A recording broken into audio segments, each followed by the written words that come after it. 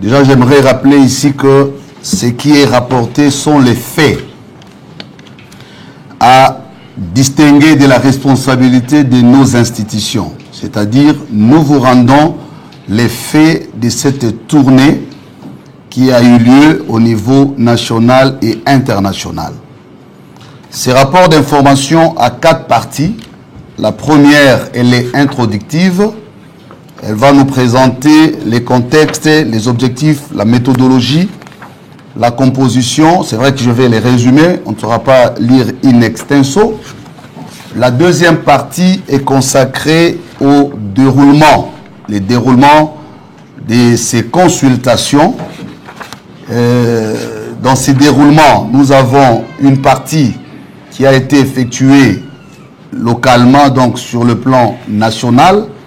Il y a une autre partie sur le plan régional et une partie sur le plan international. La troisième partie du rapport présente les enjeux et défis par rapport à ce qui a été réalisé jusqu'à cette étape. Et la dernière partie, c'est la conclusion. Immédiatement après, mon collègue prendra parole pour nous présenter l'appel, ce qui constitue les étapes suivantes de l'initiative, et la parole sera remise à la modération, certainement pour des échanges. Puisque nous commençons par la partie introductive, comme je l'ai dit, il s'agit d'insister ici sur le contexte, qui est le premier point. Dans quel contexte cette initiative a été conçue, pensée, structurée et opérationnalisée? Nous disons que le pacte social dont question, comme vous le connaissez, pour la paix et le bien-vivre en République démocratique du Congo et dans la région des Grands Lacs, est une initiative portée par nos deux institutions, donc la SENCO et l'ECC. Cette initiative s'inscrit clairement dans le cadre des missions prophétiques et pastorales prônées par nos deux institutions ecclésiastiques.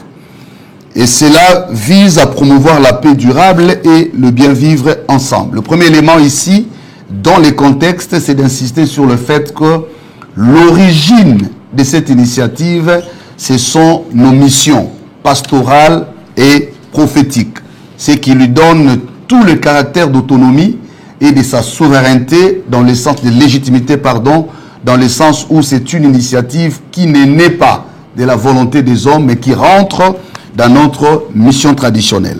Il y a des références bibliques à cela, j'en passe, mais il y a aussi la base, parce qu'un des débats qui a été soulevé, c'est de savoir quelle serait la base juridique de cette institution. Je vais le dire, c'est l'article 63 de la Constitution de notre pays qui fait obligation à tout Congolais d'avoir le droit et devoir sacré de défendre le pays et son intégrité territoriale face à une menace et à une agression extérieure. Donc, la base juridique de cette initiative, c'est l'article 63 qui nous oblige tous en tant que Congolais, de manière individuelle et collective, à défendre le pays en cas d'agression. Mais il y a aussi une autre base juridique, c'est la résolution 2773 du Conseil de sécurité des Nations Unies, qui constitue la deuxième base juridique dans le mécanisme international pour dire nous n'avons pas seulement fait recours à la constitution du pays, mais aussi et surtout à la résolution 2773 du Conseil de sécurité. Et donc, ceci dit, il est très clair que l'initiative vise à préserver l'ordre constitutionnel qui est en vigueur, mais aussi en se référant au mécanisme international, notamment la résolution 2773. Cette initiative s'est conçue à partir des expériences du passé. Nous avons procédé à une lecture qui part des années 60 jusqu'à aujourd'hui. Donc, vous avez suivi par moments les débats à un certain niveau dans l'opinion où les gens disaient l'initiative est conçue pour telle ou telle motivation. nous vous expliquons aujourd'hui pour dire l'approche qui a été utilisée, c'est que d'un côté, nous reculons les années de notre histoire ou du passé commun pour tirer des expériences, mais en même temps, nous projetons dans une perspective jusqu'en 2060 pour dire que deviendraient les Congos jusqu'en 2060. Alors, à la lumière de toutes ces expériences, le pacte veut se concrétiser dans une approche mixte. C'est-à-dire, je reviendrai à la méthodologie. Quels sont les objectifs de cette initiative? L'initiative a 3 objectifs majeurs, à court, moyen et long terme. À court terme, l'objectif se fixe pour objectif de contribuer à mettre fin définitivement aux causes profondes internes. Donc ici, nous visons les causes profondes internes afin de préserver la cohésion nationale et l'intégrité territoriale, tout en garantissant de manière durable la non-répétition des cycles récurrents des conflits armés et celle de l'instabilité des systèmes politiques, socio-économiques, juridiques et judiciaires de notre pays. Donc, à court terme, comme vous le voyez, l'objectif vise à mettre fin aux hostilités, à la guerre, pour qu'on retrouve la paix, unifier le pays, pacifier le pays, mais aller plus loin à donner une cohésion nationale et préserver l'intégration. À moyen terme, l'objectif est de contribuer aux efforts diplomatiques régionaux, de trouver des solutions aux causes profondes en promouvant l'organisation d'une conférence régionale qui sera bien entendu internationale sur le bien vivre ensemble dans la région des Grands Lacs. Et ce sous les auspices de l'Union africaine et d'autres organisations internationales. Donc cette démarche vise à établir les fondements d'une coopération régionale véritable et conforme aux principes internationaux, assurant ainsi la stabilité durable dans la région. À moyen terme, comme je l'ai dit, c'est justement contribuer à la consolidation et au vivre ensemble. Et à long terme, c'est voir comment lancer les actions du vivre ensemble à la base. Il y a un projet ambitieux qui est en train d'être élaboré sur l'éducation à la paix. Et parce que nous concevons la paix pas seulement comme une construction des attentes entre politiques au niveau du sommet, mais nous estimons que la véritable paix durable s'est construite de la base au sommet. Et voilà pourquoi nous y pensons. La méthodologie, je l'ai dit, elle est mixte. Il y a une approche purement réflexive et une approche pragmatique. Au niveau réflexif, c'est cela aussi la valeur ajoutée de l'initiative. Nous mettons en place tout un raisonnement, tout un système de pensée qui, justement, va donner la place aux scientifiques. Nous y reviendrons, et c'est pourquoi il y a un appel aux scientifiques, pour dire, nous ne réfléchissons pas la paix à partir des agendas des individus. Nous ne concevons pas la paix à partir des frustrations des acteurs politiques. Mais la paix ici, telle que voulue dans cette initiative, par des réflexions objectives des scientifiques qui vont identifier les thématiques en lien avec les causes profondes. Parce que si nous disons qu'il y a des causes profondes, il faudrait les identifier. Et si nous les identifions, nous les résolvons à partir d'une approche rationnelle et objective. C'est là que nous mettons à contribution l'intelligentsia congolaise, c'est-à-dire le cerveau collectif, pour qu'enfin on donne un éclairage aux avis politiques qui souvent débouchent sur des ambitions et des agendas individuels. La composition, ça je peux m'en passer, ce sont les 2 institutions qui ont piloté jusqu'à cette étape, cette initiative. La deuxième étape, les déroulements. Le déroulement de ces consultations, nous l'avons commencé au niveau national. Au niveau national, nous avons eu 3 caractéristiques, je dirais même 4. Nous avons eu d'abord les institutions du pays, commençant par la première institution, le président de la République, chef de l'État. Après lui, nous avons vu les 2 présidents de 2 chambres du Parlement, la basse et la haute. Après les niveaux institutionnels, nous avons vu des acteurs de l'opposition et de la majorité, ainsi que la société civile dans toute sa variété. Et après cela, nous avons vu les acteurs politiques armés, ceux qui sont à Goma. Ça, c'est le niveau national. Qu'est-ce qu'il en ressort de nos discussions? On commence tour à tour avec le chef de l'État. Lorsque nous avons vu le chef de l'État dans ces discussions, nous sommes le 3 février 2025, les représentants de ces deux églises, en tout cas à leur demande, pour dire cette audience a été sollicitée par nous, en vue de présenter et proposer l'initiative du pacte social au chef de l'État.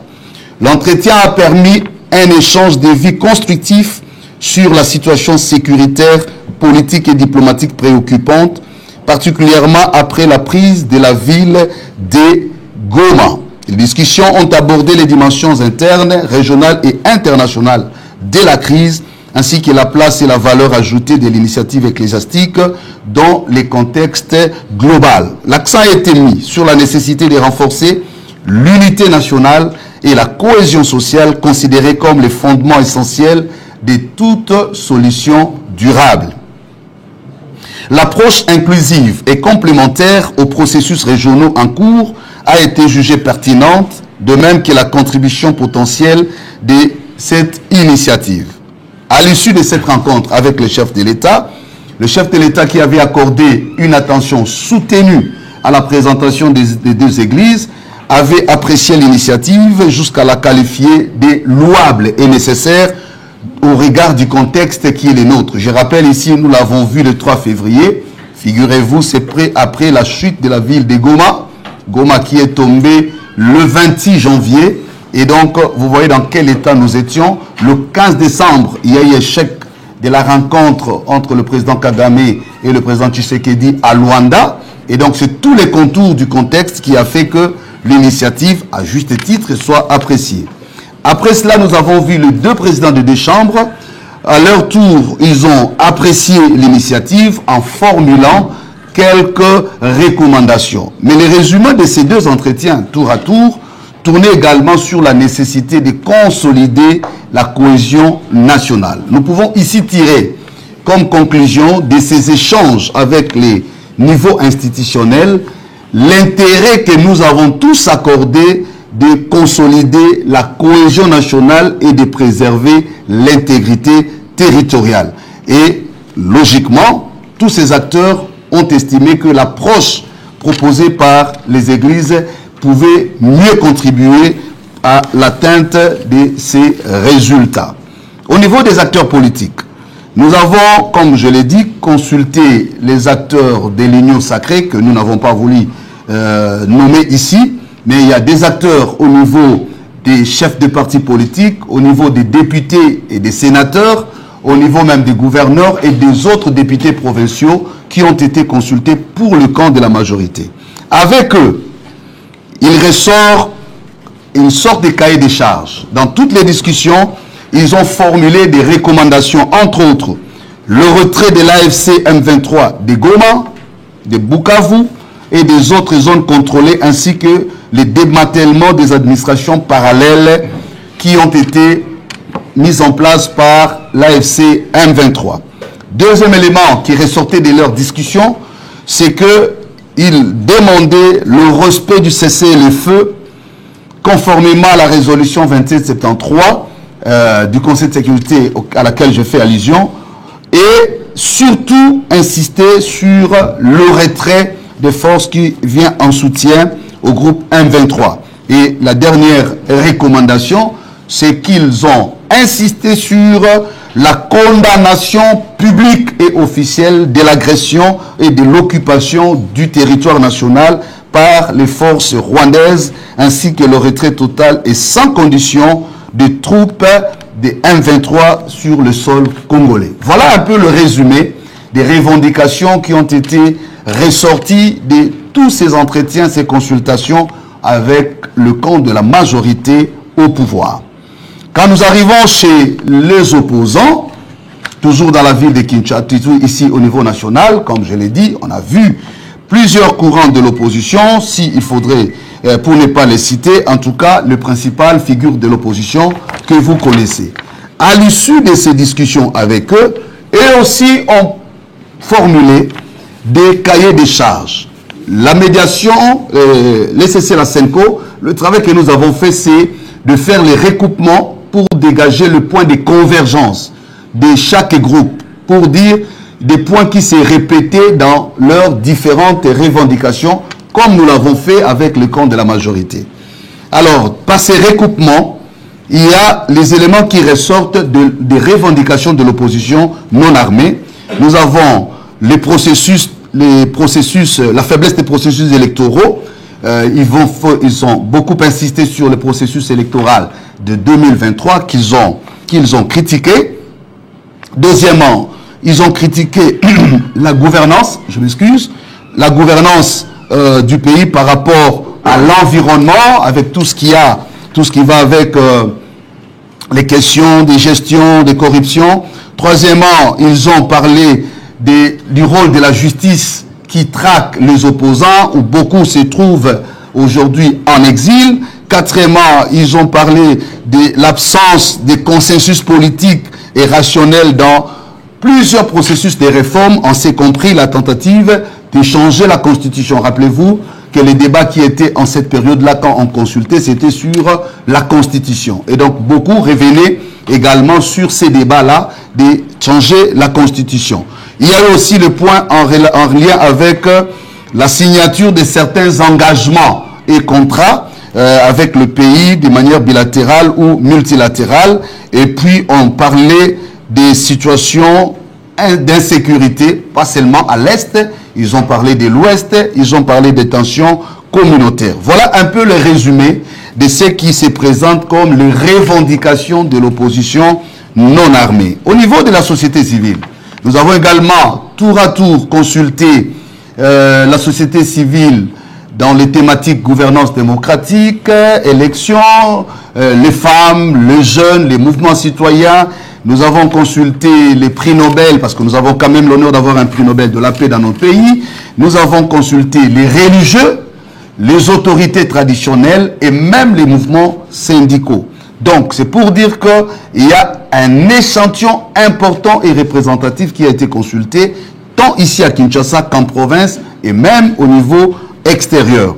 Qu'est-ce qui ressort de leur agenda harmonisé des revendications qu'on a reçues ça et là? Premièrement, la société civile insiste sur l'organisation des réformes juridiques et judiciaires pour renforcer l'indépendance de la justice. Deuxièmement, il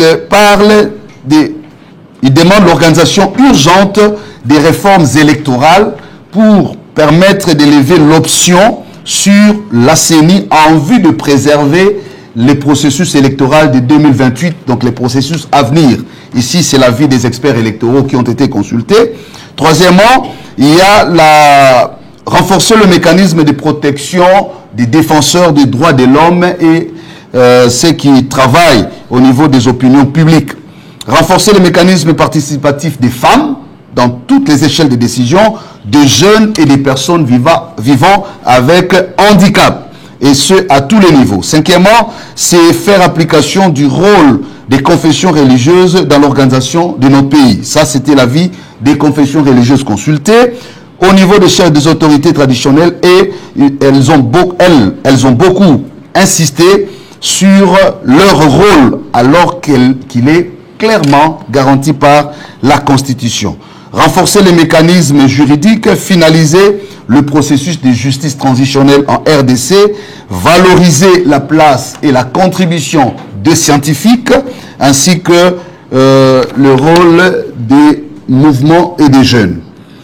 Arrivé à Goma, comme vous l'avez appris, 15 jours après la chute de cette ville, la délégation qui s'y est rendue a eu le temps de discuter profondément avec le mouvement. Ici, il s'est d'insister sur les motivations parce que ça fait l'objet d'un débat au niveau de l'opinion publique.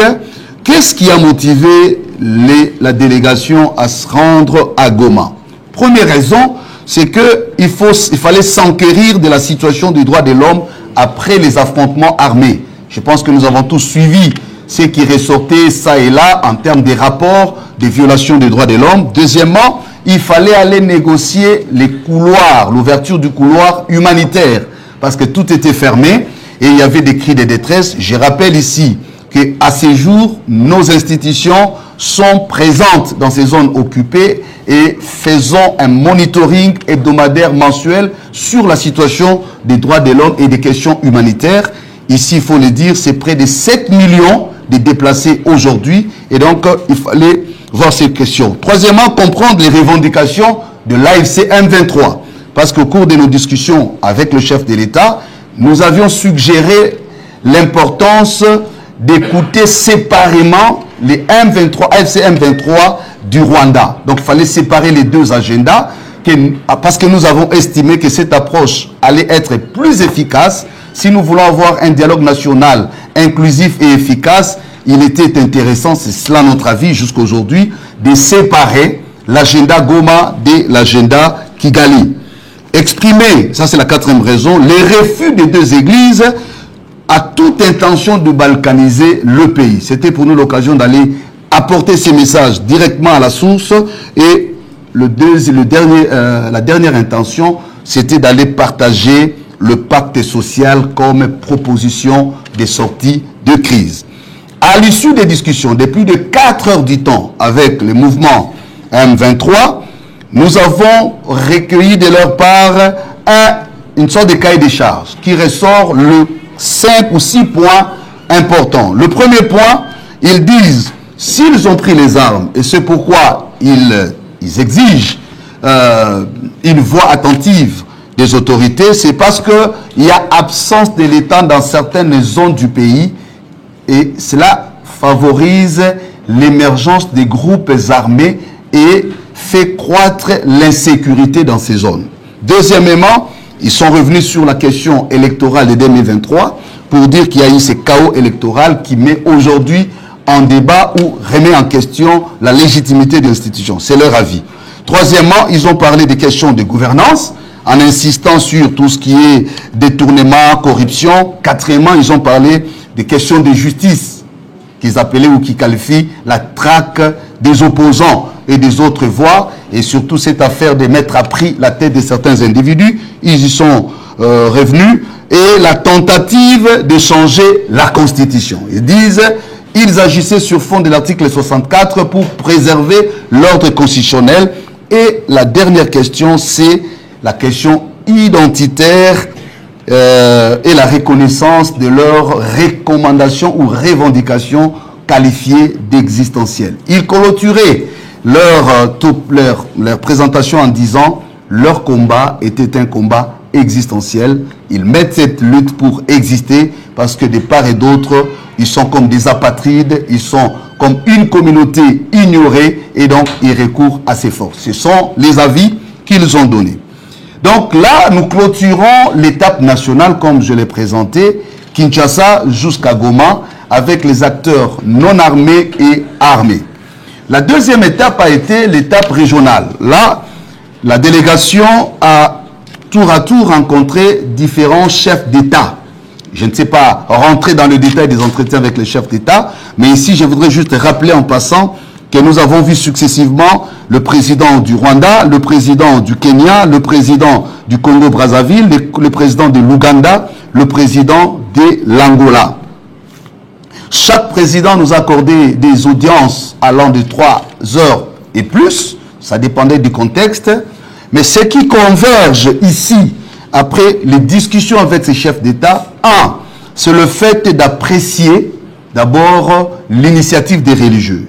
Ils ont dit, en tout cas, chacun sait qu'il les concerne, le mérite qu'il fallait accorder à cette initiative du fait qu'elle a non seulement eu l'idée de réfléchir au-delà des frontières, comme je l'ai dit, l'approche est à la fois sur le plan national et régional.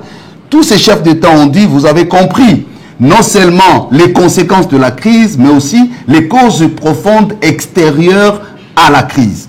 Donc, ne pas intégrer la responsabilité, l'implication des acteurs extérieurs, notamment des acteurs clés de pays concernés. À la région, nous avons l'Ouganda, le Rwanda et le Burundi, serait une fausse manœuvre pour la solution. Donc, ils ont apprécié l'initiative parce que son approche est nationale et régionale. Deuxième élément, c'est qu'ils ont félicité le fait qu'on ait introduit la dimension scientifique pour dire Si vous réfléchissez d'abord scientifiquement, les contributions scientifiques vont beaucoup aider les conclusions politiques parce que ça ne sera pas le premier dialogue. La question, c'est pourquoi tous les dialogues débouchent sur la même solution et ne maintiennent pas le principe de non-répétition des conflits. Chaque saison, chaque période, et d'ailleurs, c'est ce que disait le président Félix Tshisekedi à la première audience, il dit on peut trouver des solutions. Mais si nous n'arrivons pas à arrêter les cycles infernal des crises, nous ne serons pas en train de trouver de bonnes solutions. Donc c'est dans cette dynamique que beaucoup de chefs d'État ont abordé la question, et j'ai pu vous avouer ici, et vous l'avez constaté, simplement dans la manière d'être reçu. Au niveau international, après avoir discuté avec tous ces chefs d'État, chacun avec son agenda, chacun a donné ses préoccupations, nous sommes allés en France. Pourquoi en France? Je rappelle que quand nous avons vu le président Lorenzo, c'est à double titre. À la fois comme le président de l'Angola qui a présidé le processus de Luanda, mais aussi comme le président de l'Union africaine qui est en exercice. Donc c'est pour dire qu'on n'a pas seulement vu le chef d'État, mais aussi le responsable des organisations internationales ou régionales, notamment le président ou Kenya, c'est qui? Non. Ruto. Le président Ruto du Kenya, nous l'avons vu, pas seulement comme président du Kenya, mais aussi comme le président de l'EAC, qui est en exercice et qui a conduit un processus important. Et le président Lorenzo de l'Angola, c'était aussi à ces doubles titres.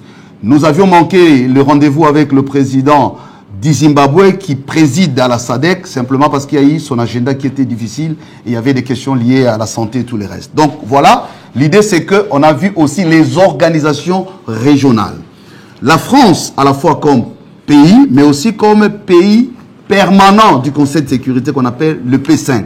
C'est à ce titre que nous sommes allés en France au niveau international et vous avez vu par la suite que la France, par les billets de son délégué au Conseil de sécurité, a porté plus haut la proposition des deux églises au niveau du Conseil de sécurité. Nous avons vu également en Belgique le vice-premier ministre et ministre des Affaires étrangères avec qui nous avons aussi discuté et qui a, par la même occasion, porté publiquement le soutien, apporter son soutien à l'initiative. Après l'étape Europe, nous sommes allés en Amérique. Nous avons eu des discussions au niveau du département d'État américain, du Congrès, notamment la Commission des Affaires étrangères, et nous avons fini au niveau des Nations Unies où nous avons rencontré le secrétaire général des Nations Unies.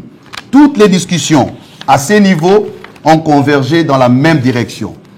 Ce que nous pouvons ici conclure au niveau de ces étapes, c'est que nous avons réussi à faire comprendre à l'opinion nationale et internationale la nécessité d'inclure le dialogue national dans le processus de paix en cours. L'idée n'était pas de se substituer à un processus régional ou à se confronter. L'idée était de poser des passerelles de collaboration et de complémentarité parce que tous les processus menés au niveau de la région, que ce soit initialement Nairobi ou le processus de Luanda, les deux processus s'est limité sur les tensions au niveau de la région. La preuve, vous verrez que Nairobi s'est beaucoup apaisanti sur les groupes armés d'un côté, comment pacifier, et Luanda est venu beaucoup plus atténuer la tension entre le Rwanda et la RDC. Il y a eu ce qu'il y a eu. Aujourd'hui, nous saluons l'accord qui a été signé parce que, peut-être on y reviendra, il est venu en fait concrétiser un pas important par rapport à ces efforts au niveau de la région. Mais nous, l'idée c'était qu'on dise, écoutez, les conflits certainement partent de la région ou est alimenté au niveau de la région, mais il y a des interactions avec la situation interne. Dans les revendications que nous avons reçues, que ce soit des groupes armés ou des acteurs non armés, il y a beaucoup de liens intrinsèques en termes de revendications. L'idée, c'est de dire, pourquoi chercher des solutions dans une approche fragmentée? On va chercher la solution avec un groupe d'un côté, et puis on va chercher avec un autre de l'autre côté. Notre proposition, c'est de dire, il serait important de mettre dans une approche holistique par des acteurs multiples une dynamique qui pourra contribuer à trouver des solutions tant au niveau national que régional. Et c'est ce qui a été fait. L'attention aujourd'hui, vous avez compris que jusqu'au niveau international, on parle positivement de cette initiative. Et donc, j'ai conclu pour dire les enjeux qui nous restent aujourd'hui, et c'est que nous avons constaté à l'issue de ces consultations, c'est le fait que le pacte ou cette initiative n'est pas bien comprise. Il y a un défi de communication, nous l'avons avoué. On n'a pas peut-être beaucoup communiqué, peut-être c'est là où vous nous aiderez en tant que professionnels. Et nous voulons insister que cette initiative n'a pas vocation de créer la polémique. C'est une initiative pastorale et prophétique. Les objectifs sont clairs. Elle n'est pas là pour faire concurrence à d'autres initiatives. C'est une contribution des églises. Encore que nous insistons être les faiseurs de paix. Nous voulons nous exhorter parce que c'est les défis qu'il y a là. Nous avons l'impression qu'à chaque fois que nous communiquons ou les autres communiquent, on veut prendre des bouts de phrases, des accidents de langage pour dénaturaliser et même mettre en péril une initiative qui aujourd'hui s'avère comme voie royale des solutions à notre pays. L'appel ici de père spirituel, c'est de nous interpeller tous à un engagement collectif pour comprendre que l'enjeu aujourd'hui, ce ne sont pas les individus. L'enjeu, ce n'est pas laisser la Senco. L'enjeu, c'est que nous sommes face à une crise politique, diplomatique et sécuritaire. Pour résoudre cette affaire, il nous faut une vue assez globale et avoir un engagement collectif. J'ai dit et je vous remercie.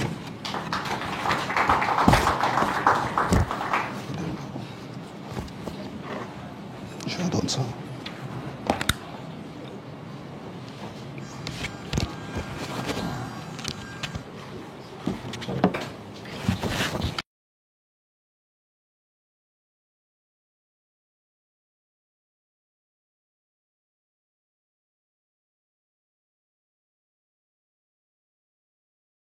Merci beaucoup. Dans son mot, le révérend Eric a montré la pertinence de l'étape de réflexion scientifique, la contribution des experts. Et il est maintenant question de lancer l'appel à l'intelligentsia, donc aux experts par rapport aux thématiques relevées liées aux causes profondes de la crise. Mais avant cela, je veux juste donner quelques éléments de thèmes de référence de ces réflexions scientifiques pour que vous compreniez davantage de quoi il est question. L'objectif général des ateliers scientifiques que nous projetons, c'est de donner la contribution, d'offrir la contribution de sacrifices, plutôt des scientifiques, des experts, qui pourront servir de boussole stratégique pour la transformation intégrale de la République démocratique du Congo. Donc les scientifiques proposeraient aux autorités publiques, communautaires, aux acteurs du développement, un cadre de gouvernance par rapport aux thématiques relevées qui pourrait guider ceux-là dans leur ministère social. Donc il ne s'agit pas d'imposer à l'État ce qu'il doit faire, d'imposer à qui que ce soit ce qu'il doit faire, mais c'est un cadre stratégique. Et l'avantage, c'est que ça pourra inspirer tous les politiciens, les acteurs politiques, quelle que soit la philosophie politique. Vous savez, ceux qui sont dans les entreprises, ils savent l'importance du plan stratégique dans une organisation. Mais ce plan stratégique s'élabore facilement s'il y a déjà un cadre stratégique. C'est à cela que nous voulons arriver par rapport à la gouvernance du pays. Donc, ça ne va pas déranger la gouvernance, mais bien au contraire. Juste un exemple. Si vous êtes vraiment des journalistes professionnels, vous devriez être intéressé du contenu des programmes des partis politiques lors des campagnes électorales. À quoi nous assistons? Généralement, ça devient des attaques des opposants plutôt que de proposer à la nation un programme costaud voilà, si je suis élu, voilà, dans le détail. Alors, ça devient maintenant de promesses. Donc là, les scientifiques contribueraient avec leur lumière pour que nos partis politiques puissent s'en inspirer et avoir des programmes d'action solides et bénéfiques pour le pays. Et donc là, c'est l'objectif général. Les objectifs spécifiques, c'est aussi dans la même perspective, dans chaque secteur. On pourrait déjà, comme l'a dit le révérend Eric, donc les réflexions sont orientées pour arriver à proposer ce que pourrait être la RDC dans les meilleures conditions jusqu'en 2060. Donc, ça concernera aussi ceux qui viendraient après le pouvoir actuel. Donc là, je veux bien insister parce qu'il y a eu manipulation de l'idée. Ce n'est pas pour celui qui vient après le président Félix, à moins qu'on dise qu'il va vivre jusqu'en 2060. Là, je concède. Alors, pour cela, le secrétariat technique a proposé des commissions thématiques, mais alors ça, c'est sous réserve des amendements des parties prenantes, parce que la facilitation, la médiation ne doit pas imposer aux parties prenantes.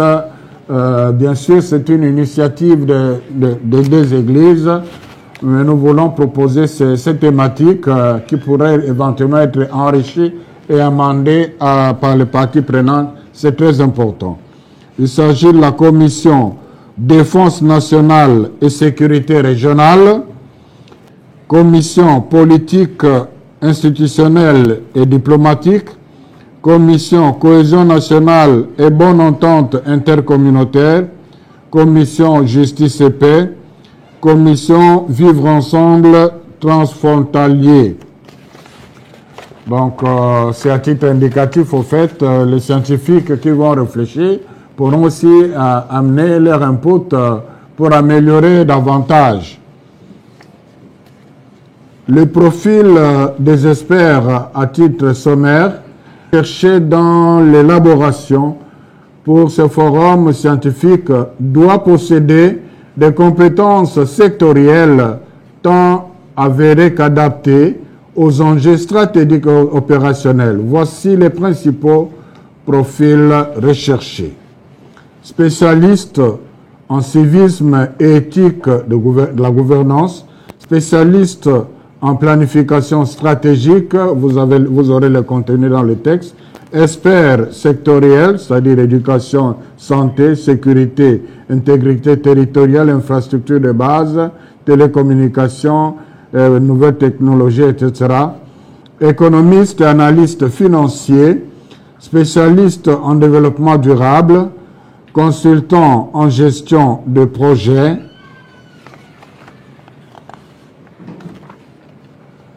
voilà. Et la durée de la mission et des modalités de coordination, la mission initiale de 2 à 5 semaines, donc qu'on leur propose pour qu'ils puissent réfléchir à la lumière de ces éléments, et un travail de tri sera fait. Révision et restitution de 1 à 3 semaines complémentaires. Travail sur la supervision du secrétariat technique du pacte social. Appui méthodologique et logistique de la cellule d'appui technique. Donc, il s'agit ici de tout le travail d'accompagnement et de coordination parce que ces scientifiques sont de plusieurs écoles, de plusieurs tendances. Donc, il faudra quand même une cellule qui devra filtrer tout ça par rapport à l'objectif visé. Alors, je passe directement à l'appel. Très chers compatriotes, l'essor de toute vie humaine en société dépend d'abord et avant tout de la qualité de son intelligentsia nationale. Qu'il s'agisse de rationaliser les actes publics ou d'ennoblir aussi bien l'agir politique que nos tâches quotidiennes.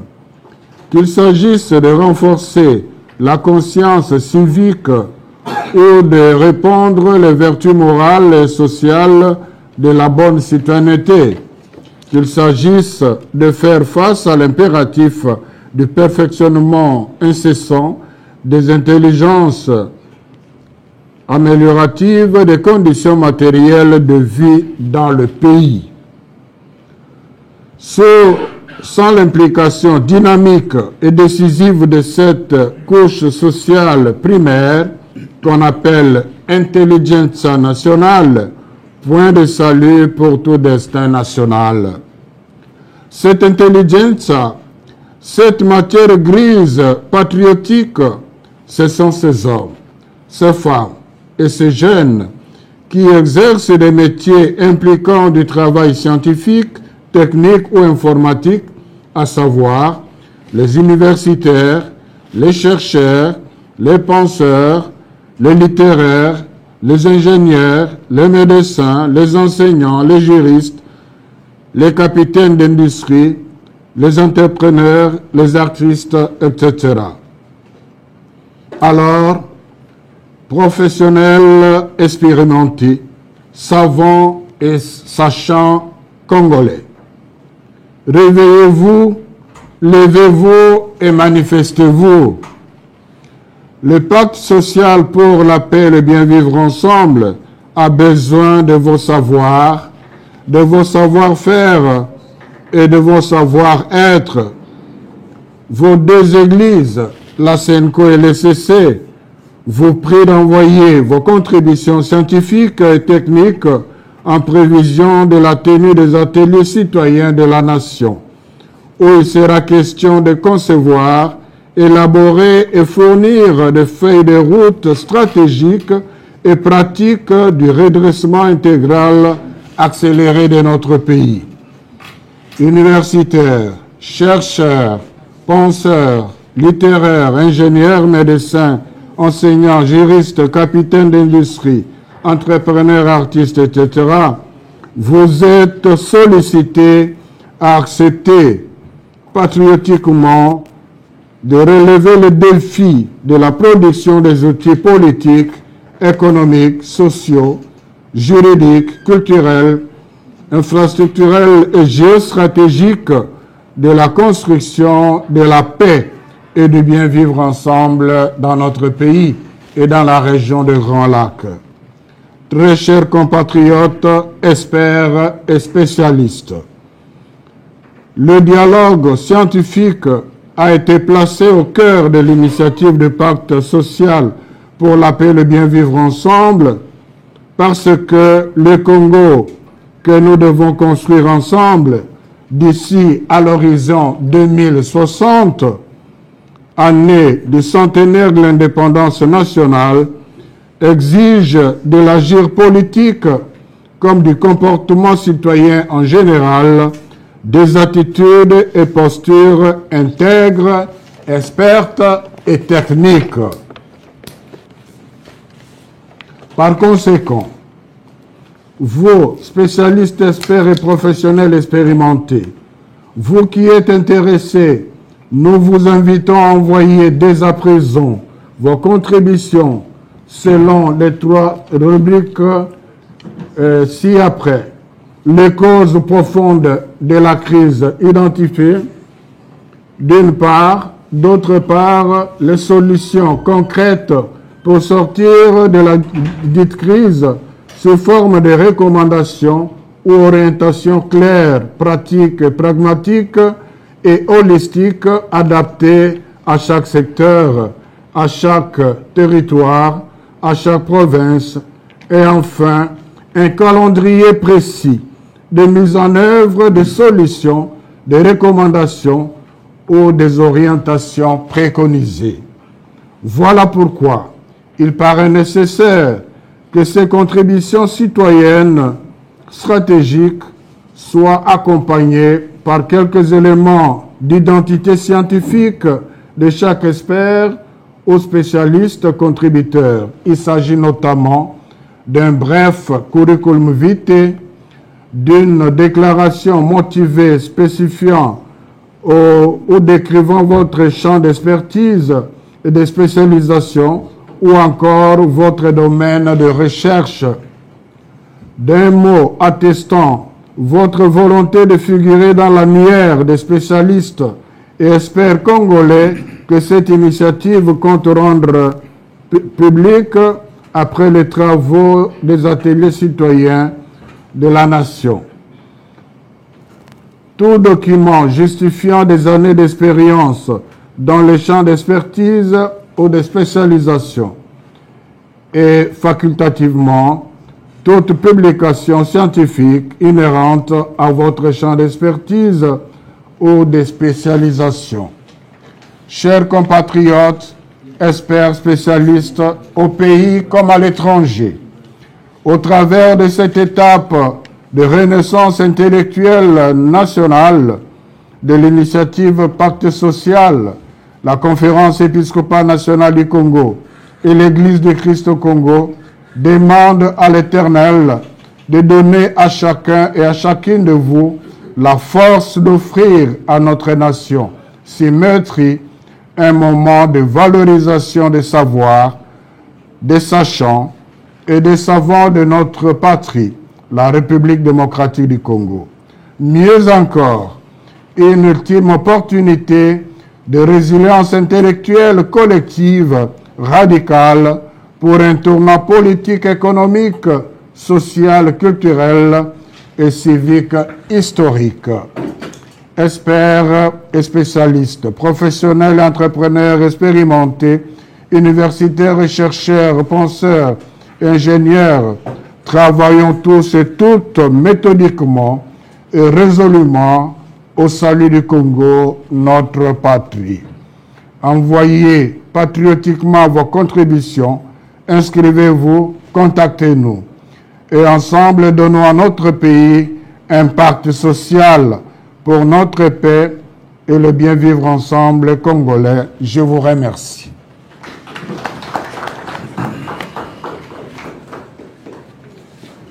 Merci Monseigneur, merci Révérend Eric pour le rapport et pour l'appel.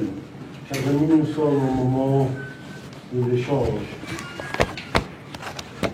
Le Révérend Eric a brossé le rapport et ce qui a été fait. L'objectif était d'enlever tous les malentendus, les zones d'ombre. Monseigneur, le Nassien vient de lancer l'appel à notre intelligentsia. Parce que nous devons construire pour le Congo du centenaire. Et le Congo du centenaire vient en 2060. Le pacte, jusque-là, c'est une initiative. Et cette initiative doit être construite. Cette initiative doit avoir le corps. Reste avec nous tous. Si vous avez des questions, c'est le moment de les poser pour éclairer. Nous allons prendre 5 personnes. Pascal. Vous, oui. J'ai vu une main là-bas. Il est des dames. Présentez-vous et puis, voilà, la dernière est ici. Présentez-vous et posez justement votre question. Et précisez à qui vous posez. Merci Révérend. Pascal Eric 24. Révérend, Pasteur Eric a proposé la disjonction du processus entre Kigali et Goma, donc l'AFC M23, pendant que Kinshasa estime qu'il n'y a pas d'AFC M23 sans Kigali. Comment faire comprendre cela pour pouvoir en place à Kinshasa? Parce que l'actualité fait avec l'accord. Hier, parce que par le pacte social, sous l'égide des États-Unis, un accord de paix a été signé. Quelle réaction du pacte social que vous êtes et comment entrevoyez-vous l'avenir de cet accord? Merci. Merci, c'est M. Mukwege. Donc, je parle au nom de la jeunesse que vous venez de mentionner et cette jeunesse que vous avez eu à recevoir dans la grande salle là au-dessus. Mais malheureusement, puisque ce jour-là, vous vous rappelez, pendant les échanges, il avait été ressorti qu'il faudrait que nous puissions avoir un entretien entre les responsables du pacte et exclusivement avec la jeunesse, puisque de toutes les façons, tout ce qui s'est fait au nom et pour le compte de cette majorité silencieuse qui est victime de tout ce qui s'est fait. Mais jusqu'à présent, ce rendez-vous n'avait pas eu lieu et pourtant nous avions fait notre part de pouvoir contacter le pacte. Et aujourd'hui, le constat est que, vous venez de le dire même, sur le plan populaire, le pacte n'est pas non seulement connu et mal compris. Et maintenant, nous pensons que la faute revient donc du fait que vous n'avez pas pu répondre à ce besoin. Et maintenant, ce que nous voudrions peut-être dire, c'était d'insister sur le fait de la participation de la nouvelle génération dans tout ce qui se fait dans notre pays. Puisque le cas, ce n'est pas tout simplement par rapport au pacte, mais nous insistons aussi sur ce qui se fait à Washington, à Doha et à Luanda. Le problème, c'est que l'élite, et d'ailleurs, qui est le responsable de tout ce qui nous arrive, vous faites des choses sans pour autant associer les concernés. Et après, les conséquences, c'est nous qui le payons. Et là, c'est une encore recommandation que nous voudrions faire, c'est de ne pas laisser cette grande majorité de la population, qu'on appelle abusivement tout simplement jeune, mais pourtant, elle est maintenant mature et il faudrait qu'elle soit associée, qu'elle soit préparée, puisque vous parlez de 2060. Vous avez bien insinué, même vous-même, je ne sais pas si vous serez là, mais il faudrait que vous puissiez vous assurer que ce que vous laissez, il y a ceux qui comprennent et qui vont mettre ça en pratique. Et donc j'insiste sur cela, puisque ça s'est fait avec le pacte. Et moi je pense qu'il n'est pas encore tard, on peut corriger pour que vous puissiez réellement associer. Puisque vous avez parlé des revendications des jeunes. Moi je me demande, vous avez eu ça où? Mais ce qui s'est fait, c'est que la plupart des gens, on se rencontre, on dit oui, les jeunes veulent ceci. C'est bien beau de le dire, mais c'est mieux si vous nous associez, on se met, on donne au-delà de ça, mais aussi non seulement donner des idées, mais que les jeunes soient aussi partie prenante de tout ce qui s'est fait. Non seulement venir parler au nom des jeunes, les associer dans les idées, les associer dans les rapports, mais qu'ils soient partie prenante et que le résultat du pacte, que le résultat de la gouvernance puisse réellement aussi associer cette jeunesse. Et moi, je crois que ça sera une solution, et la solution à long terme, comme vous êtes en train de le vouloir. J'ai dit merci. Madame Enfant, s'il vous plaît, posez la question, et si vous avez une recommandation, faites ça. Je suis Madame Déborah de Biwan.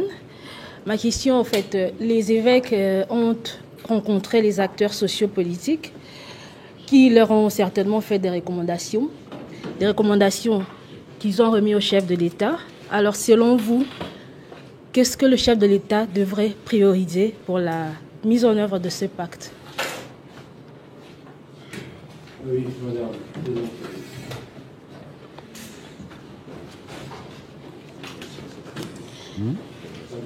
C'est Alpha Minoala de la RTVCC. Je vais aborder dans le même sens que la consoeur, sauf que récemment, nous avons suivi aux infos, il y a une délégation des confessions religieuses qui a été reçue par le chef de l'État, et ce dernier lui a demandé de mettre en commun leurs idées avec le pacte qui est prôné par les CC et la SENCO. Alors je me demande, les deux églises qui ont commencé l'initiative sont-elles prêtes à accepter cette recommandation du chef de l'État? Merci madame. Je pourrais commencer, tu vas me comprendre. Bonjour, je suis Ciara Wabilinda de King 24 Télévision. Mes deux questions sont pour nos deux pasteurs. Aujourd'hui, que comptez-vous faire si quelques acteurs du régime en place mettaient les bâtons dans les roues pour le dialogue national inclusif que vous prenez tant? La deuxième question, c'est: vous avez consulté presque tout le monde, les chefs d'État, les acteurs de la société civile, mais l'ancien président de la République, Joseph Kabila, séjourne dans la partie orientale, plus précisément à Bukavu. Est-ce que vous comptez le consulter aussi? Voilà. À vous la parole pour la première série. Merci beaucoup, pasteur Maurice. Je pense, comme le disait le pasteur Maurice, pour introduire la partie, nous devons vraiment, c'est cela l'effort auquel nous voulons tous nous livrer, comprendre les enjeux. Ça, je l'ai dit d'ordre général. Pour nous et pour tous les Congolais, l'enjeu majeur de cette crise, je l'ai dit, c'est une crise à la fois politique, diplomatique et sécuritaire. Et que tout ce que nous sommes en train de faire, que ce soit cette initiative ou d'autres, nous devons rester dans le même intérêt. Parce que si l'enjeu n'est pas compris, le problème est mal posé, souvent on donne des mauvaises solutions. Que comprendre de l'approche mixte de séparer l'agenda de Kigali de celui de Goma ou du M23, et vous avez mentionné l'accord. Je pense, en tout cas l'initiative nous pensons aujourd'hui qu'avec la signature de l'accord qui est intervenu hier, comme vous l'avez dit, les choses deviennent beaucoup plus claires en termes d'évolution. Je crois avoir suivi quelques autorités qui rappelaient justement la dynamique évolutive aujourd'hui dans le traitement de la question. À observer ce qui ressort de cet accord, vous avez vu, j'espère que vous l'avez lu comme nous, il est clair que l'accord lui-même sépare les choses. D'une part, il y a des engagements que la RDC a avec le Rwanda dans l'esprit de cet accord, mais l'accord renvoie à un autre processus que celui des Doha en ce qui concerne l'AFC M23. Nous sommes les plus heureux, c'est pourquoi nous avons dit, nous saluons à juste titre cet accord qui vient aider à structurer un peu le cadre et à donner des couloirs. Ce n'est pas encore une fin, mais c'est un bon début si les choses sont exploitées. Je ne fais pas un jugement des valeurs sur l'accord, ce n'est pas mon intention, mais j'ai dit, je prends juste cet aspect pour dire, c'est beaucoup plus clair aujourd'hui, ça suppose que même le gouvernement a évolué dans sa lecture des choses. Si nous sommes dans le contexte de janvier et on voit ce qui se passe aujourd'hui, effectivement, il y a une évolution à encourager du reste. Donc pour nous, c'est comme ça que nous avons vu. Et cela est efficace, nous l'avions dit au chef de l'État. Ça nous permet de ressortir justement les revendications de chaque entité, de voir qu'est-ce qui est convergent à leur niveau, qu'est-ce qui est divergent, jusqu'où vont les intérêts des uns et des autres. Ça nous permet de créer les couloirs, ce sont des mécanismes de négociation, et savoir comment récupérer les revendications dans la dynamique nationale. Donc nous avons estimé que ce serait une approche efficace en lieu et place de laisser chaque groupe, c'est comme ça que j'ai parlé, des solutions fragmentées. S'il faut que nous trouvions des solutions propres à chaque groupe, sinon les autres vont dire, mais nous aussi pour se faire entendre, il faut que nous fassions ceci ou cela. Deuxième question, enfin ça c'est pas une question, je voudrais juste apaiser notre frère de la jeunesse, en parlant de la jeunesse effectivement, je voudrais vous rappeler que ce jour-là, il y a eu quand même des discussions avec les responsables qui étaient restés avec vous, et c'est de là que nous avons pris ces cahiers des charges. Mais j'insiste aussi que nous n'avons pas consulté qu'à Kinshasa, même en province. Mais votre demande reste fondée. Je crois que nous allons nous organiser pour vous réserver une réponse appropriée. Je vais laisser les autres questions, mais peut-être je termine par la dernière. Les deux autres en rapport avec l'audience du chef de l'État. Je crois que Monseigneur va y répondre. Je vais répondre à notre soeur de Kin 24. En fait, c'est une omission dans la lecture. Le président, l'ancien président Kabila, nous l'avons consulté par 2 fois d'ailleurs. Donc, il a été consulté en amont. C'est vrai que quand nous faisons les recoupements des revendications, il y a aussi des choses qui ont été développées après notre consultation. Notamment, vous avez fait allusion à sa présence à Goma, il y a eu ce qui s'est passé ici au Parlement, les vieilles immunités. Tout ça est arrivé après notre passage avec lui. Mais il a été consulté. Voilà.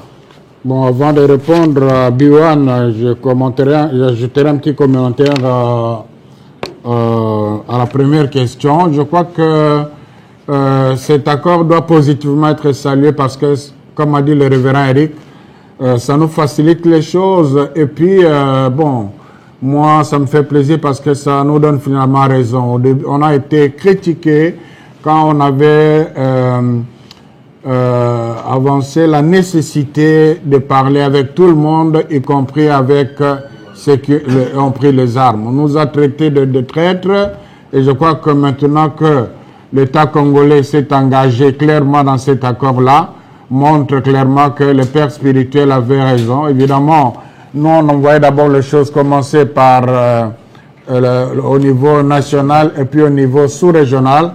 Et au niveau sous-régional, c'est d'ailleurs l'aspect le plus compliqué. Mais là, je crois que la tâche nous a facilité. Mais je voudrais surtout dire que, étant donné que l'accord intègre pour parler entre le AFC M23 d'Oua et le gouvernement, c'est déjà un dialogue congolais. Alors là, je crois que ça montre aussi la pertinence du dialogue national parce que il ne faudra pas donner comme message on ne peut dialoguer qu'avec ceux qui ont pris les armes. Ça, c'est très dangereux. Et je suis content que les choses évoluent justement dans le sens qu'il faudrait suivre pour arriver à une paix durable. Pour la jeunesse, la réponse que le révérend Eric a donnée vaut, mais on n'a pas complètement oublié les jeunes. Le rendez-vous, oui, mais pas les jeunes, parce que y a le professeur Didier Moumengi a fait le tour des universités pour donner des conférences explicatives. Mais là, c'est quelque chose d'important qui devrait être fait pour vous. Alors, qu'est-ce que le chef de l'État devrait faire? Je crois que cette question souligne le rôle du chef de l'État, étant donné que notre dynamique est dans la perspective du respect de l'ordre constitutionnel. C'est lui le président de la République, il est là dans son mandat. S'il ne dit pas oui, rien ne se fera. Alors, ce que nous sommes en train de faire maintenant, et on a commencé par dialoguer avec vous, lui, maintenant nous continuons à dialoguer avec ses services, c'est de lui faire voir la pertinence des détails de ce que nous proposons. Évidemment, là, il faut faire la différence entre chef de l'État comme institution et l'Union sacrée comme partie prenante. L'Union sacrée comme partie prenante aura les mêmes droits que l'opposition comme partie prenante. Mais l'institution chef de l'État a ses prérogatives qu'il faut lui reconnaître à ce stade ici. Et nous sommes en train, justement, vous avez suivi là, il nous a confié une équipe de travail. On continue à réfléchir. Étant des hommes de Dieu, nous continuons à prier et nous comptons beaucoup sur les grâces des neuvaines qui ont été faites dans toutes nos paroisses à cette intention. À propos des confessions religieuses, bien sûr, l'initiative est une initiative de l'Église catholique et l'Église protestante. Mais la nature de cette initiative, le pacte social et le bien vivre ensemble, nous demande d'être ensemble. Voilà pourquoi, avant même d'aller voir le chef de l'État, avant même de rendre publique cette initiative, on avait déjà pris langue avec l'un ou l'autre, notamment Cheikh Abdallah, l'archevêque de Dokamba, pour leur expliquer et ils avaient salué. Après avoir vu le chef de l'État, nous sommes rentrés auprès de la plateforme de confession religieuse pour leur expliquer davantage la feuille de route. Alors, ils nous ont demandé de leur envoyer les textes pour qu'ils s'en imprègnent davantage parce qu'on avait parlé oralement et ils allaient réagir. C'est la réaction que nous attendons jusqu'aujourd'hui. La réaction peut être quoi? Oui, c'est bon, mais il y a lieu d'améliorer là-bas. Oui, ça, on peut faire ça de cette façon. C'est comme ça qu'on a consulté. On a consulté parce qu'on ne veut pas dicter quelque chose à nos compatriotes. Donc, jusque-là, nous n'avons pas reçu cette réaction promise. Ça signifie que, donc, pour nous, nous sommes ouverts ensemble avec eux dans le cadre de l'initiative que nous avons conçue. Que cela ne tienne, quand bien même ils n'ont pas réagi, dans les réflexions que nous sommes en train de faire pour la mise en œuvre de ce dialogue qui pourra aboutir au pacte social, les réflexions que nous devrons partager avec les parties prenantes, nous intégrons aussi, ils ont aussi leur place là. Donc, de notre côté, ce n'est pas un problème. Alors, maintenant, nous avons suivi comme vous qu'ils sont allés présenter une autre initiative dont nous ne connaissons pas les tenants et les aboutissants. Est-ce que c'est une initiative complémentaire? Parce que je dis que c'est pour la réconciliation. Hein? Qu'est-ce que le contenu? Je ne sais pas. S'il s'agit de prier ensemble, un culte œcuménique pour obtenir la grâce de la réconciliation, ça ne gênerait pas du tout. Donc, ne connaissant pas la nature de l'initiative qu'ils apportent pour notre initiative, je crois que maintenant on vient de faire le rapport, les objectifs, les différents partis, c'est connu. Il faudra qu'on sache de quoi il est question pour apprécier. Mais alors, il faudra, nous, on a une initiative que la classe politique peut prendre ou rejeter. Une partie prenante peut prendre ou rejeter. Mais si on nous amène une autre initiative ou une symbiose qui ne cadre plus à notre initiative, là, il faudra, et il faut le retenir, ça c'est très important, il ne s'agit pas de l'initiative de quelques individus, il s'agit des institutions. Donc s'il faudrait un jour quitter cette initiative, il faudra que du côté catholique, tous les évêques se réunissent pour voir si cette initiative sera acceptable ou pas, de la même façon du côté des protestants, leur synode. Donc nous sommes dans le cadre de notre initiative et les autres confessions ont leur place prévue. Merci. Merci beaucoup pour la deuxième série. Nous commençons ici. Le pasteur, le troisième, quatrième et cinquième.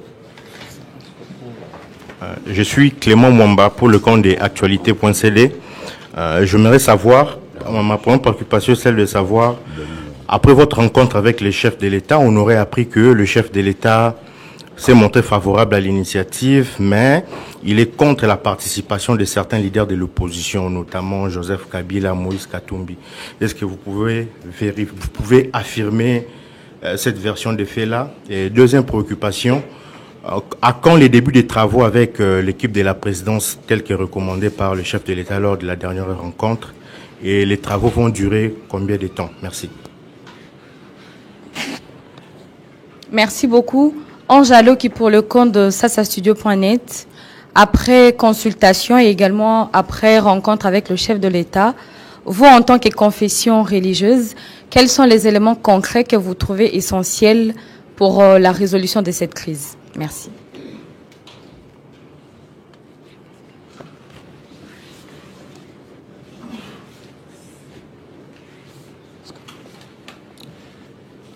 Merci, je suis Médard Elongue de la rédaction RTVL et le magazine Deuxième Œil. D'abord, j'aimerais vous féliciter et vous dire merci pour cette initiative aussi louable. Alors, j'aimerais poser deux questions. D'abord, j'aimerais parler de Thomas Lubanga et sa bande. Pourquoi vous n'avez pas tenu compte de lui pour pouvoir l'écouter aussi et peut-être l'associer dans cette démarche? Deuxième question, que prévoit le pacte social pour les auteurs des atrocités commises à l'Est de la République après le dialogue, bien sûr? Y aura-t-il des poursuites contre eux ou ce sera le pardon et on passe? Et si ce serait le pardon qui va régner, ne pensez-vous pas que cela constituerait une jurisprudence pour les autres insatisfaits dans les prochains jours? Merci. Alors, ma question, c'est aussi une proposition. Vous avez présenté les commissions. Je n'ai pas dit qu'il y a une commission sur les femmes. Est-ce que vous allez les insérer dans d'autres commissions ou vous y avez pensé? Ça serait quand même utile de créer aussi une commission des femmes où les hommes aussi peuvent y être. Parce qu'entre les femmes, on peut se dire les choses, on peut aussi discuter entre nous et on se sentirait à l'aise que là où il y a les hommes. Ça, c'est ma préoccupation. Deuxièmement, je voulais savoir, est-ce que vous avez déjà commencé à travailler avec l'équipe que la présidence vous a proposée? Est-ce que ça marche déjà? Et de quelle manière que vous comptez travailler avec eux? Puisque ça risquerait aussi de créer des frustrations d'autre part. Comme si l'initiative est plus achetée par, excusez-moi les termes, par les gouvernements que les autres partis politiques. Pour mettre tout le monde sur les mêmes pieds d'égalité, quels sont les mécanismes que vous pensez mettre sur pied pour que tout le monde se sente à l'aise? Voilà mes questions. Oui, c'est ça. Exactement. Moi, c'est Fiston Batou, je suis à la radio Héritage. Je pense que la majorité des questions ont été déjà posées, mais je reste avec une question que je veux poser. Aujourd'hui, les indicateurs montrent déjà, il y a raison à l'initiative de l'Église que vous avez prise pour la situation qui traverse notre pays. Et aujourd'hui, on voit que tout le monde parle de votre but, qui est donc le dialogue, que tout le Congolais se pousse se mettre toute une table pour parler des vérités en face pour l'avenir de notre pays. Mais même le chef de l'État aussi que vous avez vu, je pense même lui aussi, pas de cette question de la cohésion nationale. Mais maintenant, la question qui se pose, et que moi je veux poser aujourd'hui, si le chef de l'État se prononce aujourd'hui tant que le gardien de la nation, ou des bonnes institutions de la République, qui est ce forum national que vous appelez le dialogue, et porter le choix de notre facilitateur et pas l'Église ECC et catholique. Quelle serait votre réaction? Merci. Merci beaucoup pour la deuxième série de 5 questions. Par question. Intervenant, vous avez la parole. Voilà, merci.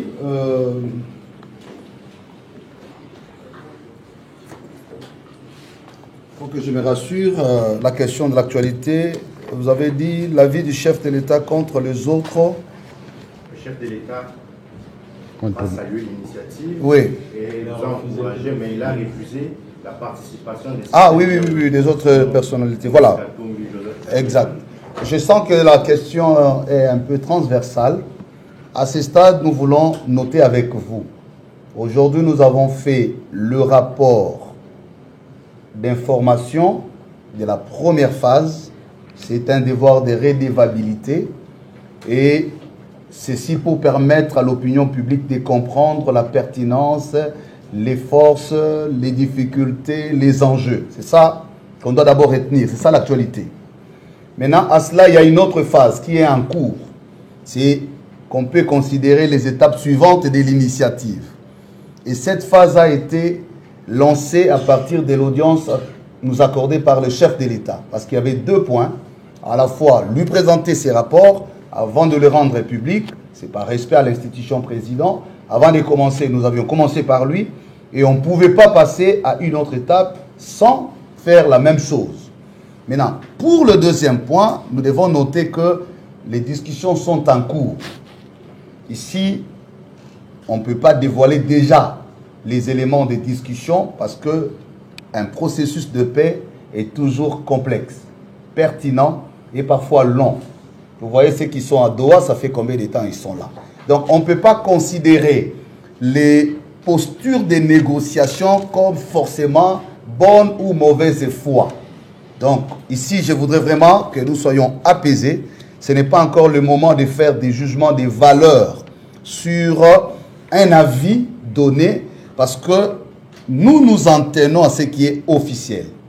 Vous ne nous avez pas entendu au sortir de l'audience dire que le chef de l'État a accepté les uns et a refusé les autres. Vous n'avez pas non plus entendu la présidence de la République relayer cela. Ça, c'est le bruit, enfin, j'appelle ça comme ça, mais c'est ça les réseaux sociaux. Or, nous ne sommes pas là pour commenter les réseaux sociaux. Nous commentons la position de nos institutions et ce qui est vraiment officiel. Donc, considérez cela. Tant que ça ne ressort pas de nous, il ne nous revient pas de les commenter. Le plus important, c'est de nous en tenir à ce qui est officiel. Donc, il y a une équipe qui est mise à contribution dans les réflexions, parce que vous savez, pour qu'on en arrive, quelqu'un l'a dit, au dialogue depuis longtemps, que ce soit la conférence nationale, soit il y a un acte administratif qui est pris par l'autorité institutionnelle, notamment le chef de l'État, soit il y a un accord de principe. Ça, on ne peut pas changer la règle. Comme ça que les collègues disaient ici, il faut faire la nuance entre le président de la République qui est une institution et la majorité qui est une famille politique. Ici, nous parlons du chef de l'État. Avec tout respect, on ne peut pas dévoiler, n'est-ce pas? Si lui-même ne le fait pas, auquel cas ce serait son porte-parole ou alors son directeur de cabinet qui le rendrait public. Nous savons que nous lui avons parlé, il a accordé un intérêt soutenu à notre rapport. On a discuté comme nous discuterons et nous discutons, je prends déjà la deuxième partie de la question, avec les autres parties prenantes. Donc la discussion reste la règle d'or. Donc il a tout le droit de donner ses avis, ses commentaires et même ses critiques. C'est comme ça que le travail va dans sa maturité. Chaque étape, nous contribuons, nous récupérons les avis pour renforcer le travail. Voilà un peu ça, c'est d'ordre général. Pour tous ceux qui ont ce genre de préoccupations, nous ne pouvons pas ici commenter tout ce qui relève des discussions internes avec l'institution ou le travail qui est en cours avec la commission de la présidence. Les débuts des travaux, c'est déjà fait. On a déjà commencé depuis, immédiatement après l'audience, on a déjà commencé les travaux, les discussions avec l'équipe de la présidence. Après la rencontre avec le chef de l'État, les éléments... Oui. Juste un commentaire, il a dit, on a déjà une expérience de dialogue politique. Quand le président Kabila avait confié à la SENCO la médiation, on était pratiquement à cette étape ici, où il fallait mettre les choses en musique. Il faudra mettre d'accord les uns les autres sur les principes éventuels. Le président Kabila a reçu les évêques, c'était le 28 octobre 2016, mais on a commencé qu'en décembre. Pendant ce temps-là, on faisait des va-et-vient entre la présidence et l'IMET. Très bien. Alors, les éléments essentiels,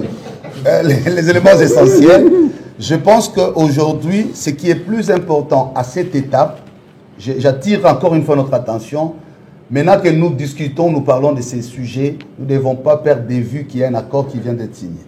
C'est un élément important qui jouera dans la construction de notre argumentaire collectif.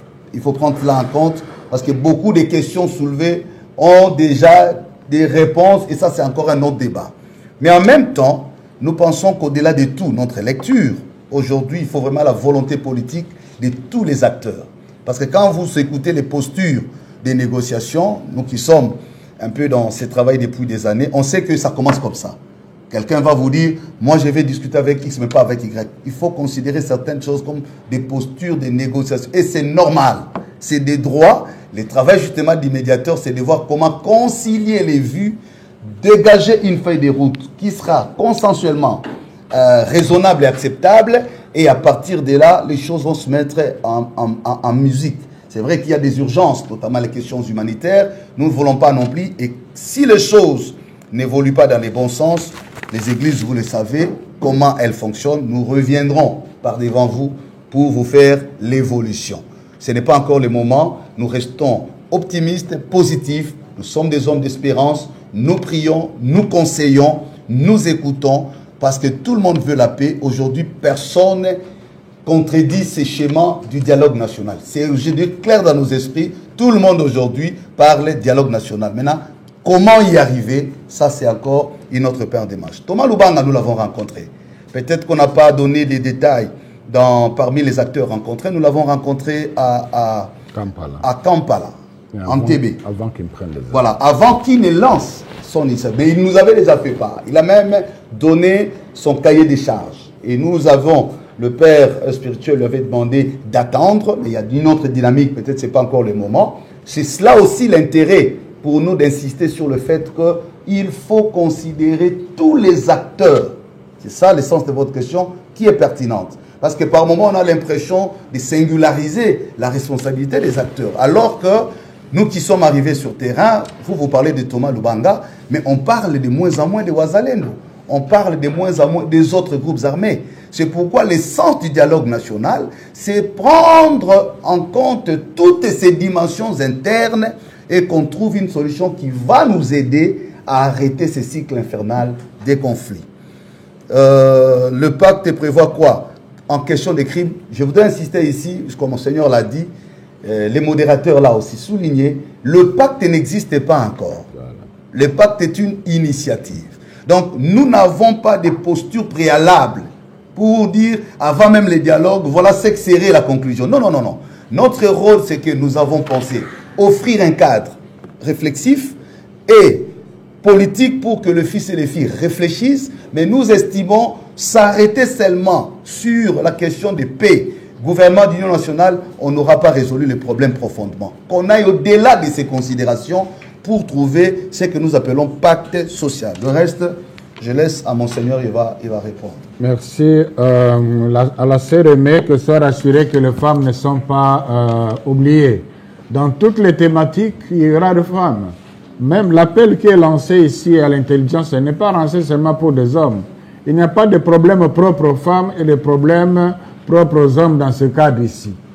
À moins que vous disiez que les femmes ont une responsabilité spéciale dans la crise actuelle, alors là, bon, on pourra mettre une commission sur la responsabilité des femmes. Mais je crois que les femmes ont leur place partout. Et quoi faire si le chef de l'État ou une partie prenante refuse, qui accepte le dialogue, mais pas avec la SENCO et l'ECC? C'est tout à fait normal, c'est leur droit. Nous, on ne peut pas, les églises ne s'imposent pas. L'objectif, c'est le dialogue. Alors, le dialogue qui réunit toutes les parties prenantes. Mais si, en dehors de nous, ils trouvent une autre médiation nationale qui met d'accord toutes les parties prenantes, qu'est-ce que nous allons faire? On n'est pas des chômeurs quand même. On n'est pas des chômeurs. Et aussi, ne perdez pas de vue que nous sommes dans notre posture pastorale. Pour que ça ait lieu, il faut qu'on se mette d'accord, que nous acceptent et que ce que nous proposent corresponde aussi à notre mission. Ce n'est pas aussi impossible que les églises disent que non, à ce stade, nous nous retirons. Mais nous n'en sommes pas là. Je crois qu'il faudra prier pour que ce travail commencé ensemble s'achève ensemble. Sinon, ce n'est pas un problème. Si d'abord nous travaillons pour Dieu, hein, il aura vu ce qu'on a fait jusque-là, avec quelle intention on l'a fait. C'est tout. Peut-être un commentaire sur la question. Il faut nuancer ou faire la différence entre le dialogue vu sous l'angle générique, parce que les dialogues, on peut toujours l'avoir dans tous les sens, et l'initiative du pacte social pour la paix et le bien vivre ensemble. Ici, il est difficile de dissocier l'œuvre de son auteur. C'est-à-dire, c'est différent, ce n'est pas le président, contrairement à ce qu'on a vécu par exemple, les politiques peuvent prendre l'initiative du dialogue de plein droit et y recourent aux bons offices des églises. Ça, c'est une chose. C'est à cela que s'applique ce principe du choix du médiateur ou du facilitateur. Mais ici, nous sommes dans le cadre où nous ne venons pas seulement demander les dialogues, mais nous proposons une initiative structurée systématiquement avec des objectifs, avec une approche, avec des résultats attendus. Donc, ce n'est pas seulement l'aspect dialogue, sinon on ne parlerait pas des scientifiques. Donc, il ne faut pas dissocier les forums politiques de l'esprit du pacte social qui est une initiative holistique. Donc, si nous parlons en termes, on ne se recommande pas. Ici, dans ces contextes, nous ne nous recommandons pas ou nous ne nous proposons pas. Mais nous sommes porteurs et ceux qui sont là, les sont par mandat institutionnel. Personne ne joue ce rôle à titre individuel. Donc, nous y sommes parce que nous avons d'abord le mandat de nos institutions. Donc, si l'on ne veut pas des initiateurs, donc ça suppose qu'on ne veut pas non plus de l'initiative. Parce que les deux sont collés. Il y a tout un travail philosophique, spirituel, intellectuel et tout ce qui va avec, qui est fait en amont et par rapport à une logique qui va arriver. Donc, on ne s'accroche pas au rôle du médiateur. Mais s'il y a une autre initiative, beaucoup mieux que celle-ci, je crois que ça ne dérangera pas l'Église, ou ça ne dérangera pas l'Église de pouvoir saluer cette initiative. L'important, c'est la paix. Nous voulons la paix. Mais ici, il faut rester positif.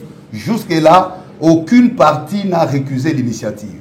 Vous avez vu que ce soit l'opposition, la majorité, les institutions, la dernière audience, même celle de nos amis que j'ai suivis, j'ai entendu qu'on évoque encore l'initiative au Conseil de sécurité. On parle de cela. Donc, prenons ça comme un acquis national. Ce n'est pas seulement l'affaire des églises, mais c'est quelque chose qui contribue à côté de ce qui est aussi aujourd'hui produit tel que l'accord, la signature. C'est aussi quelque chose qui est un acquis national.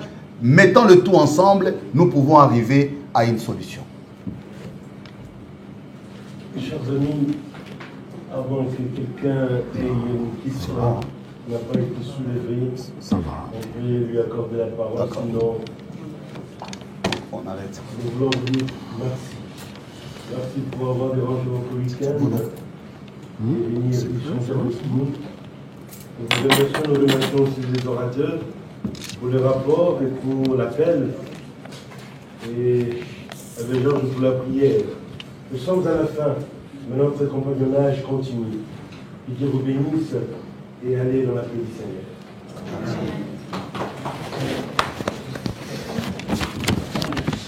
Il sera communiqué l'adresse précise pour ceux qui vont lancer l'appel. Je pense qu'il y a un site. Il y a un site, je pense, pour les appels. Donc vous pouvez toujours passer à la Senco et à l'ECC pour avoir plus de précision.